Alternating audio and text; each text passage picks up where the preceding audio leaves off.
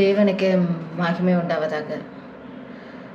இன்றைய நாள் நம்ம எதை பற்றி பார்க்க போகிறோன்னா, தேவனுக்கு சித்தமானவங்க என்ன பண்ணுவாங்க. நம்ம எல்லாமே நம்மளை சுற்றி நல்லதாக நடக்குது. அந்த டைமில் நம்ம நல்லவங்களாக இருக்கிறத விட நம்மளை சுற்றி தப்பான காரியங்கள் நடந்துட்டு இருக்கும்போது கூட நம்ம நல்லவங்களாக இருக்கிறது தான் முக்கியம். ஒரு வேர்ஸ் பார்க்கலாம். ஏசாயா 48:14.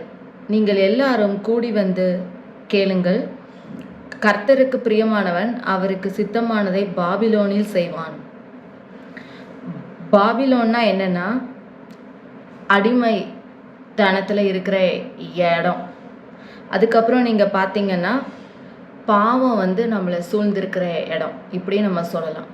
அப்போ அந்த மாதிரி பாபிலோனில் இருக்கும்போது கூட நன்மையானதை செய்யணும். அப்பொழுது தேவன் உங்களுக்கு என்ன வாக்கு கொடுக்குறாருன்னா, அதே அதிகாரத்தில் 21வது அதிகாரம், அவர்களை வனாந்தரங்களில் நடத்தும்போது அவர்களுக்கு தாக வீடா இருந்ததில்லை, கண்மலையிலிருந்து தண்ணீரை அவர்களுக்கு சுரக்க பண்ணினார், கண்மலையை பிளந்தார், தண்ணீர் ஓடி வந்தது.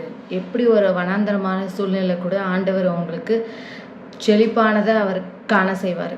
ஆனால் நீங்கள் எந்த இடத்துல இருந்தாலும் தேவனுக்கு பிரியமானதை நீங்கள் செய்யணும். பாவம் சூழ்ந்திருக்கிற இடத்துல இருந்தால் கூட நீங்கள் பாவம் செய்யாமல் இருக்கும்போது தான் இந்த ஆசீர்வாதம் உங்களுக்கு உண்டாகும். ஆமென்.